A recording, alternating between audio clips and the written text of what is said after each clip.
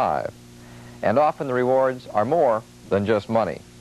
Many men in their own businesses say that the prime reward for the risk is self-satisfaction, the feeling that I did it on my own.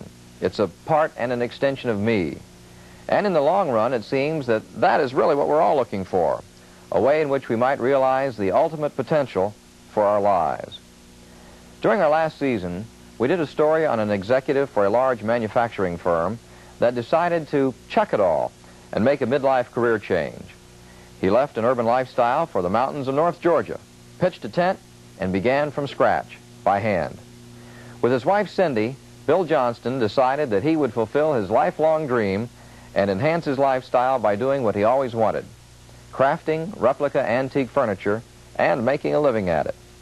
We'll follow up on Bill and Cindy now, about 18 months later, and find out if life can be a bowl of cherries. Life has been good to us these last 2 years. We've had our ups and our downs. We've had far more ups than downs. We've worked very hard, but we've had concrete achievements. We've completed the house, I'd say 95%. We are clear in what remains to be done, which we weren't before when we started. And the business, particularly of late, seems to be fairly stable. It seems to be a source of income that I can count on. Bill, let's go back a bit first before we get into the rest of your story. You had a discontent with the basic direction in your life, and at some point in your life, you made a decision to make a midlife change, a rather dramatic change. Why don't you tell us what went through your mind and how you felt, and what motivated a pretty drastic change in lifestyle? That's fairly easy. I simply didn't like what I was doing, and I felt that I could do something else and succeed at it, and probably could pay the price in the process, because I knew it would be costly, both in terms of effort and also financially.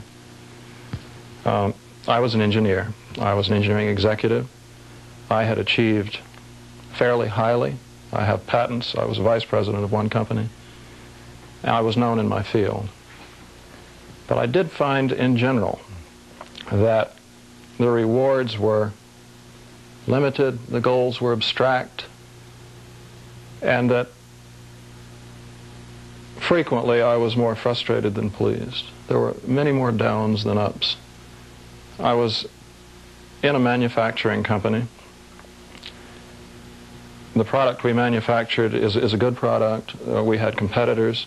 It was a factory just like thousands across this country. And I was a small cog in a very large gearbox as far as that company was concerned. And that's the way companies in this country are organized. They're highly structured. Individuals are really but small pieces in a very large, complex setup.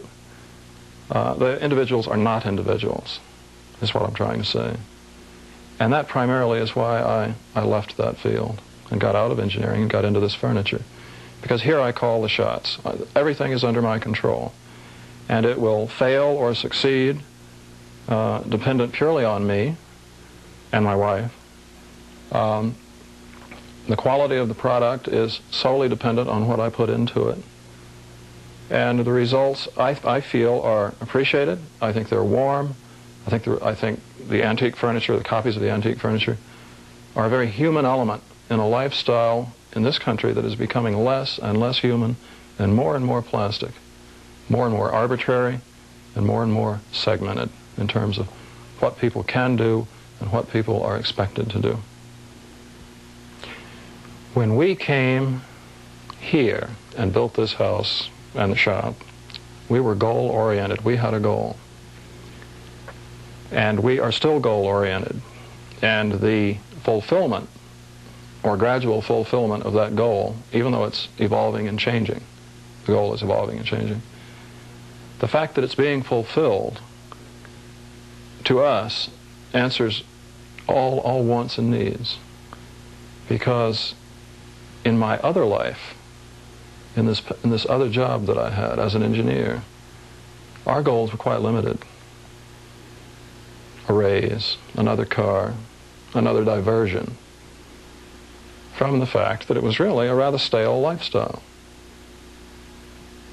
Here, it's incredibly good for us. I can't describe how good it is. It's a hard life. You know, the spring goes dry, you've got to dig out another one. The road gets washed out, you've got to call in a bulldozer at God knows how many dollars an hour and get that fixed. We've got another bedroom we want to build. I've got so much business, I don't know when I'm going to be able to build a bedroom, and I don't want to hire it out. But these problems like that, if you've got to have problems, have them. I mean, this is a good life. Bill, if you had to, had the option to go back to where you were at that crossroads where you made the decision, and you had the luxury and the option of making this decision all over again, would it be the same one? Yes, I wish I'd done it 20 years earlier. I really do. I think that I don't know that from now on would necessarily be any better, but I'd have had 20 years of real fulfillment that I didn't get in the industrial milieu that I worked in earlier. I'd do it anytime, any place again, absolutely. For me, this has turned out to be an incredibly fortunate, again, perhaps lucky, choice. Life may not be a bowl of cherries, but it is what we make it to be. Bill Johnston knew what he wanted. He knew what his primary needs were, and he focused on those, ignoring the extraneous. And the result? Well, you judge for yourself. If you would like information on how you can attempt to make a go of it on your own, do some basic research on the subject first. There are a lot of places that you can go to get information that will help you define the pitfalls and hopefully make the trip somewhat easier. One source of information is the United States Government Small Business Administration. There you can find a wide selection of free pamphlets and periodicals addressing a number of subjects on small businesses. And you can even call a toll-free number and have a list of 200 subjects from which to choose. You can call that number at 1-800-433-7212. Or if you would like a list of free publications listing over 200 subjects on small business, you can write to them and ask for pamphlet 115A.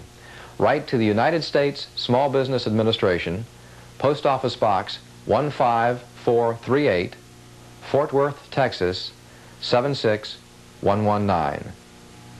Next week, the cold truth about hard money. This silver dollar was minted in San Francisco 100 years ago, but it never got into circulation.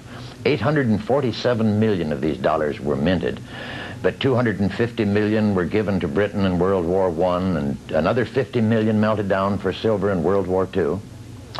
Millions have been lost by normal attrition and other millions into circulation, so there aren't too many left. So you recognize that as the old cartwheel, the silver dollar. Now this little Hummer is the dollar that the Federal Reserve issues as payment for all debts, public and private, but not redeemable. Now in 1936, with 1,400 of either of these, I could have gone to my car dealer and driven out with the best full-sized new car he had. Today I can go into my car dealer with 1,400 of the silver dollars, and I can come out with 3 Fleetwood Bromes, enough of this ersatz Spitzel fuel to last each one a year, and have enough left over for a cruise in the South Seas for a month, easily. But with 1,400 of these, and if I didn't have my gold credit card with me, and probably my mother's signature, I'd be lucky if I could make the down payment on one. And that's the way it is. That's next week on Power Switch.